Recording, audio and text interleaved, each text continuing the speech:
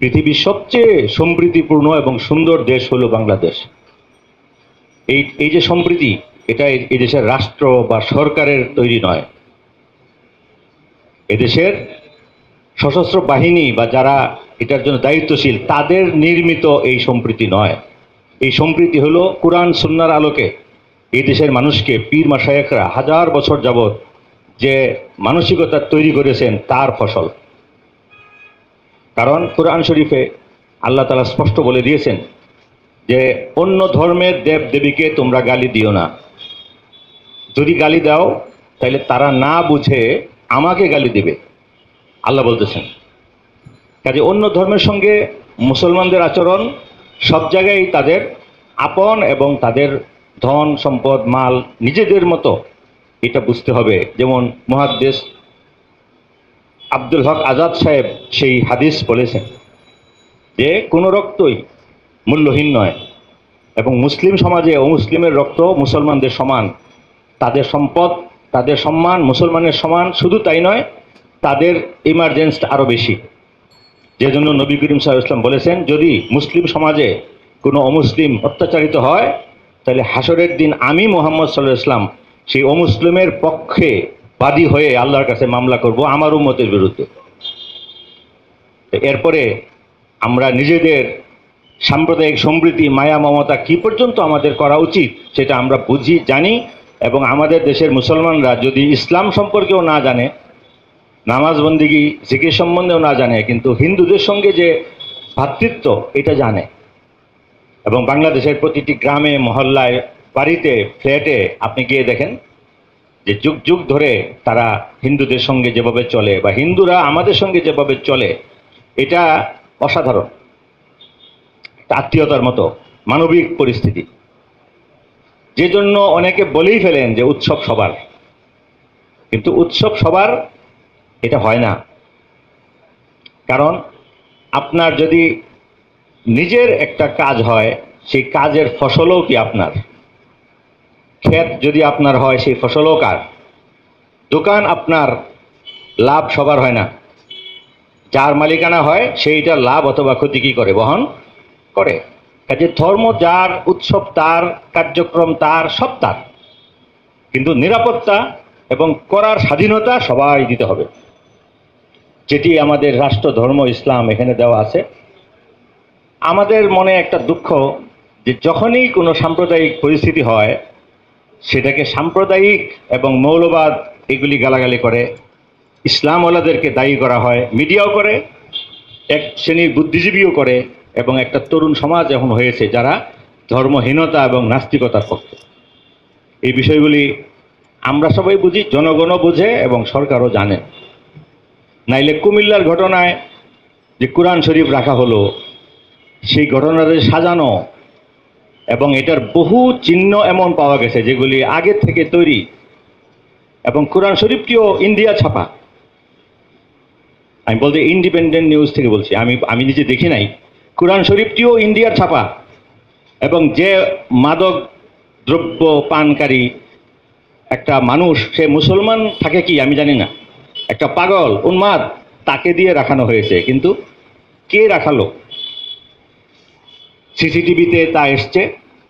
আমি ধারণা করি যে এর বাস্তব বিষয় প্রতিবেদন আকারে প্রকাশ করা সরকারের কর্তব্য।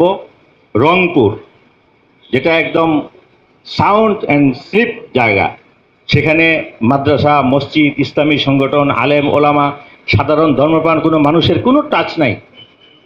এখানে পরিচয় যাই হোক, দুইজন মানুষকে দিয়ে এটা হয়েছে। যার ঘটনা তার বাড়িতে পুলিশ, ডিসিএসপি সবাই বসা, এবং সে সেটাকে ভুল স্বীকার করেছে, তার নামে মামলা হয়েছে, তাকে অ্যারেস্ট করা হয়েছে।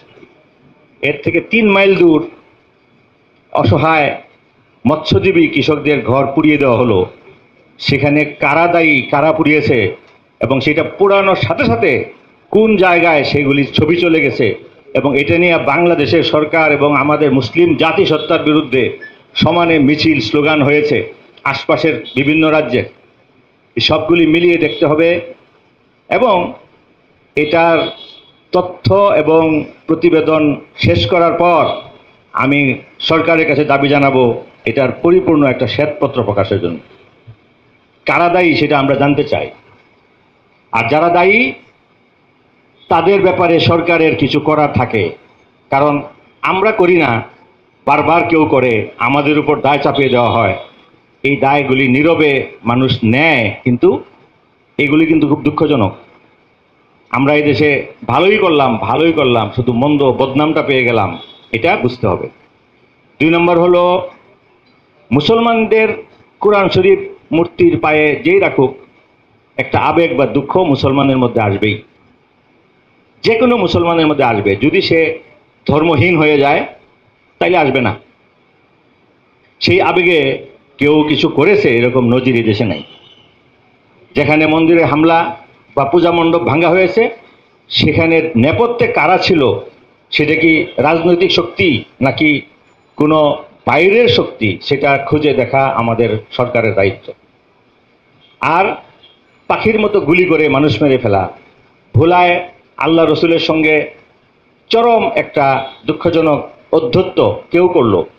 হ্যাঁ, যদি এটা বোগাস হয়, মানুষটাও যদি না করে থাকে, তার কি বলে ফেসবুক যদি হ্যাক হয়ে অন্য কেউ করে, ঠিক আছে, কিন্তু এর প্রতিবাদে স্বাভাবিক মুসলমান 8 জন মেরে ফেললাম, এই যে গুলি আমরা করে দেই, গুলিটা কে করে?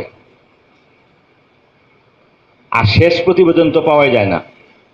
কাজেই একজন হিন্দুর যে মূল্য, যেটা ইসলাম বলে, আমি পীর সাহেবের মাধ্যমে এটা আবেদন করব সমস্ত ইমামগণকে সম্প্রীতির পক্ষে কথা বলার জন্য, কোরআন হাদিসের এই বাণী যেগুলি আমি বলেছি, এইগুলিকে আবার মানুষের কানে পৌঁছে দেওয়ার জন্য আমরা মেসেজ পাঠাবো।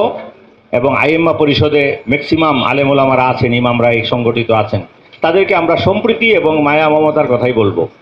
কিন্তু বিনা কারণে বারবার ইসলামকে, আলেম ওলামাদেরকে যে দায় দেওয়া হয়, এবং কোনো প্রতিবাদ হলে একদম মুসলমান হলেই শুধু গুলি করে দেওয়া হয়, সেগুলি আমার মনে হয় ঠিক না। এগুলিরও কারেকশন দরকার আছে। আরেকটা হলো, কুমিল্লা এবং রংপুরের যে ইদানিংকার ঘটনা, এটার উপর তদন্ত শেষ করে একটা শ্বেতপত্র প্রকাশ করা সরকারের জন্য দরকার, যাতে বোঝা যায় যে এটা কে করেছে, কারা করেছে, এবং ভবিষ্যতে যেন এরকম না হয়। আরেকটা অংশ হলো, যে কোরআন শরীফ রাখা বা মন্দির ভাঙ্গা বা 1 জন 2 জন মানুষ নিহত হওয়ার, এটার প্রতিবাদে সাম্প্রদায়িকতা মুক্ত বাংলাদেশ চাওয়া ঠিক আছে, বাস এতটুক ঠিক আছে। কিন্তু এর সঙ্গে সঙ্গে 1টা 2টা আলেম ধরো, সকাল বিকাল নাস্তা করো, এই স্লোগান কেউ দিয়েছে বরিশালে। চট্টগ্রামে লাঠি হাতে নিয়ে রঙিন গেঞ্জি পরে সাজানো গোছানো বাহিনী হয়েছে, এবং বাংলাদেশের বিভিন্ন জায়গায় ছোটোখাটো প্রস্তুতি চলছে বাংলাদেশের মানুষের বিরুদ্ধে যুদ্ধ করার জন্য। এগুলি সরকারের দেখা উচিত। যেখানে আলেম ওলামারা ব্যক্তিগতভাবে নিজেরা যদি ব্যায়ামও করে,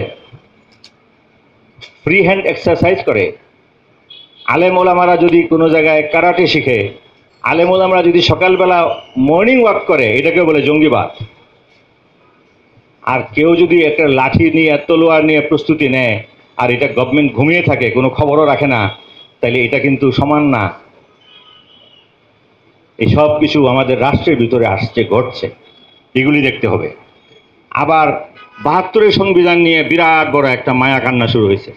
72-এর সংবিধান মুক্তিযুদ্ধের রক্তে অর্জিত ভালো এবং উন্নত মানের একটা আন্তর্জাতিক সংবিধান, কিন্তু এই সংবিধানটি 16 বার পরিবর্তন হয়েছে। পরিবর্তন কোনোটাই অবৈধ না, পার্লামেন্ট করেছে। এর মধ্যে সর্বশেষ যে সংশোধনীর দ্বারা এখানে আল্লাহর উপর আস্থা এবং বিশ্বাস দেওয়া হয়েছিল, সেটা বাতিলও হয়েছে কোর্টের নির্দেশে। আমি বলতে চাই যে বাংলাদেশের 72-এর সংবিধান আবার কোনোদিন হবে না, আবার কোনোদিনই হবে না। কারণ 72-এর পরে এখন আরও 50 বছর, 48 বছর চলে গেছে, এবং বর্তমান যে সংবিধান আছে, এটার 5ম সংশোধনী এই দেশের সমস্ত মানুষের সঙ্গে মতামত নিয়ে একটা বড় কমিটি এটাকে করেছেন, যে কমিটির মধ্যে প্রধান সাজেদা চৌধুরী ছিলেন, যে কমিটির মধ্যে সুরঞ্জিত গুপ্ত ছিলেন, সেনগুপ্ত, এবং এখানে আওয়ামী লীগের এমপিরা সেটা করেছেন, এবং তারা ডিসাইড করেছেন যে ৭২-এর সংবিধানে আবার ফিরে যাওয়া সম্ভব না। কি করেছেন? কিছু সংশোধনী বাতিল হয়েছে, কিছু আবার রেখে দেওয়া হয়েছে। যেমন জিয়াউর রহমানের সমস্ত শাসন অবৈধ, কিন্তু তার এই সংশোধনীগুলি অবৈধ করা হয়েছে, এটা ঠিক, রাইট। এরপরে এরশাদের সমস্ত সংশোধনী বাতিল, সেও অবৈধ, এক্সেপ্ট সুপ্রিম কোর্ট, হাইকোর্টের যে আইন সেটা রাখা হয়েছে, কারণ এটা জনগণের পক্ষে। ঠিক এরকম এক্সেপ্ট ইসলামী রাষ্ট্রধর্ম, সেটা রাখা হয়েছে, এবং রাখা হয়েছে সংবিধানের এমন অংশে যেটা বাংলাদেশের সংসদও পরিবর্তন করতে পারে না। কিছু অংশ এমন থাকে যে পার্লামেন্ট বসেই এটা পরিবর্তন করতে পারে না, সেখানে মূলনীতি আছে, মূলনীতির ভিতরে আছে বাক্যটা এরকম: প্রজাতন্ত্রের রাষ্ট্রধর্ম হইবে ইসলাম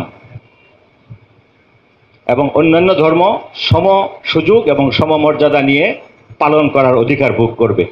তাইলে তো সবাই রাষ্ট্রধর্ম হয়ে গেল, সবাই রাষ্ট্রধর্ম হয়ে গেল, এর মধ্যে সমস্যা কি? কাজেই মৌলবাদ নিপাত নামেই ধর্মপ্রাণ মুসলমানদেরকে আঘাত করা, আলেম ওলামাদেরকে আঘাত করা, আর ৭২-এর সংবিধানের প্রতি একটা লোভ তাদের, যে সেখানে ইসলামের নামে কোনো রাজনীতি করা যাবে না। ইসলামের নামে রাজনীতি করা যাবে, এটা আমাদের ৫৫ সংশোধনীর মধ্যে আছে। এখানে ইসলামী রাজনৈতিক দলকে রেজিস্ট্রেশন দেওয়া হয়েছে, ইসলামী রাজনৈতিক দল তারা পার্লামেন্টে গিয়েছে। ইসলামের রাজনীতি বন্ধ যদি এই দেশে হয়, তাইলে এই দেশে অন্য কোনো ইজমের রাজনীতি চলতে পারবে না। এখানে মার্ক্সবাদী রাজনীতি চলবে, এখানে কি বলে পশ্চিমা গণতন্ত্রের রাজনীতি চলবে, হ্যাঁ, সমস্ত রাজনীতি চলবে। আর শুধু ইসলাম এবং হযরত মুহাম্মদের রাজনীতি চলবে না, কোরআনের রাজনীতি চলবে না। এটা ইসলামী আন্দোলন এবং আমাদের সঙ্গে যারা সমমনা বাংলাদেশের মুসলিম তৌহিদি জনতা, সমস্ত পীর মাশায়েখ, আলেম ওলামা এবং অন্যান্য ইসলামিক দল, কেউই আমরা এটা মেনে নেব না। এবং এটা বিএনপি আওয়ামী লীগের মধ্যেও যারা ইমানকে রক্ষা করে সেই দলগুলি করেন, যারা সচেতন, যারা নিজেরা মনে প্রাণে অন্য ইজমের প্রতি ইমান আনেন নাই, এই সমস্ত মুসলমান মানে বাংলার মুসলিম জনগণের মধ্যে, মুসলমানদের মধ্যে ৯৯% আমাদের সঙ্গে থাকবে ইনশাআল্লাহ। কাজেই এই যে উল্টাপাল্টা স্লোগান, শাহবাগে জমা হয়ে লাঠিটাঠি দেখানো আর অকথ্য গালাগালি করা, সেগুলির দায় দায়িত্ব কিন্তু সরকারেরও আছে। আর আমি বলতে চাই যে আমি আগামীতে চরমোনায়ের পীর সাহেব, ওনাকে আজকে ধন্যবাদ দেই এই জন্য যে আলেম ওলামা পীর মাশায়েখ বা ইসলামপন্থী জনগণ, তাদের কোনো মতামতই নাই। আমরা একদম কি দাফন হয়ে গেছি, মনে হয় বাংলাদেশে আমরা নাই। আমরা যা আছি এবং সজাগ সচেতন আছি, এটা উনি আজকে একটু দেখিয়েছেন। এটা এক ধরনের আমাদের ইমানি দায়িত্ব ছিল যে আমরা আওয়াজ করা। এই সম্প্রীতি মায়া মমতার ব্যাপারে আমাদের বিন্দুমাত্র ছাড় নাই। 1000 বছর যাবৎ হিন্দুরা যেভাবে আছেন অবশ্যই সেভাবে থাকবেন। এবং বর্তমান এলোমেলো রাজনীতিতে তাদেরকে নিয়ে যে পলিটিক্যাল খেলা হয়, মুসলমানরা যদি কোনো সমাজে প্রাধান্য বিস্তার করে, তাহলে সেই এলোমেলো খেলাও চলবে না।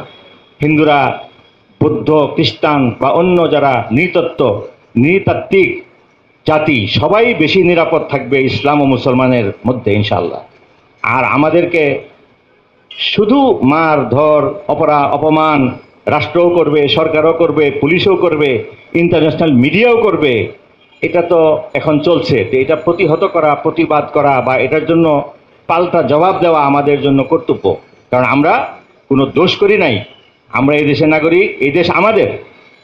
এই দেশের ব্যাপারে যদি রাষ্ট্র সরকারও কোনো সময় কোনো কারণে অসহায় বোধ করে, তাহলে তাদের একা একা ধ্বংস হয়ে যাওয়া উচিত না। আমাদেরকে বলা উচিত যে আমরা এই প্রবলেমে আছি। বাংলাদেশের প্রবলেম দেখার জন্য এই দেশের তৌহিদি জনতা যথেষ্ট, এই প্রবলেমগুলি সলভ করার জন্য তৌহিদি জনতা যথেষ্ট। কাজেই আগামীতে দেশের সমস্ত রাজনৈতিক দল, বুদ্ধিজীবী বা চিন্তাশীল নাগরিক যারা আছেন, বিশিষ্টজন, তাদেরকে নিয়ে বড় পরিসরে বাংলাদেশের পুরো বিষয়বস্তুর উপর আমরা কোথায় দাঁড়িয়ে আছি, আমাদের ভবিষ্যৎ কি, আমাদের করণীয় কি, শান্তিপূর্ণভাবে ইসলামী নিয়মে সম্প্রীতির ভিতর থেকে আমরা আমাদের অবস্থানকে মজবুত করতে চাই বাংলাদেশের স্বার্থে। সেটার জন্য একটা জাতীয় সেমিনার আহ্বান করার আমি অন্যদের যে প্রস্তাব সেটাকে সমর্থন করি, এবং আমি নিজেও আরজ করি যে জাতীয় সেমিনার হোক এবং এর মধ্যে সবাই কথাবার্তা বলেন, আমরা পরামর্শ করি। আমরা তো কোনো দোষ করলাম না। হিন্দুদের বাড়িঘর পোড়ার জন্য 20 লাখ টাকা করে ক্ষতিপূরণের দাবি তো চরমোনায় পিসাব করেছে, কিন্তু যারা গুলি খেয়ে মারা গেল তারা এত বড় অপরাধী যে তাদের নামও নেওয়া যাবে না, মিডিয়ার মধ্যে সেই সংখ্যাটাও বলে না। যারা প্রতিবাদ করে তারা বলেও না যে কিছু মুসলমান মারা গিয়েছে। তাদের পরিবারের জন্য সরকারি সাহায্য আমি কামনা করি, মৃত্যুর জন্য, কারণ তারা কোনো কারণে বের হয়ে এসছে। যারা বের করে এনেছিল, যারা মিছিলকে চালায়, যারা মিছিলকে নিয়ে মন্দিরে চলে যায়, সেই নেপথ্য শক্তিকে খুঁজে বের করা উচিত। সাধারণ আবেগপ্রবণ মুসলমানকে হত্যা করা উচিত না। আমি আমার কথা দীর্ঘায়িত করতে চাই না, আসলে আমি সময় বেশি নিয়েছি, কিন্তু আমি ধন্যবাদ জানাই এই জন্য যে সম্প্রীতি রক্ষার জন্য আলেম ওলামাদের যে প্রচেষ্টা, এটা মসজিদে মসজিদে আরও ছড়িয়ে যাক। আর আমাদেরকে নিয়ে যে ষড়যন্ত্র হচ্ছে সেই ব্যাপারে আমরা মজলুম, আমাদের অবস্থানটা আমরা তুলে ধরেছি, সেটা সবাই এটার দিকে খেয়াল রাখা উচিত। আর তৃতীয়, সরকার আছেন, আমাদের রাষ্ট্র আছে, এই রাষ্ট্রের জন্য ক্ষতিকর কোনো কিছু আমরা যদি দেখি তাহলে আমরা রাজনৈতিক পর্যায় থেকে তা বলবো। এটাই বুদ্ধিমান নাগরিকদের কাজ, চিন্তাশীলদের কাজ, এবং যাদের দেশের প্রতি ভালোবাসা এবং আবেগ আছে তাদের কাজ। আমি প্রত্যেকেই নিজ নিজ জায়গায় দায়িত্ব সঠিকভাবে পালন করার আশাবাদ ব্যক্ত করে আমি বাংলাদেশের জন্য, সমস্ত সম্প্রদায়ের মানুষের শান্তিপূর্ণ অবস্থানের জন্য এবং এদেশের স্বাধীন অস্তিত্ব এবং ইসলাম ও মুসলমানের যে নিজস্ব ফ্লেভার, সেটাকে নিয়ে আমরা ভবিষ্যতের জন্য বাংলাদেশকে একটি শান্তি নিরাপত্তার আবাস হিসাবে গড়ে যেতে চাই। সেই কথা বলে আমি আমার বক্তব্য শেষ করছি। ওয়া আখিরু দাওয়ানা আলহামদুলিল্লাহি রাব্বিল আলামিন।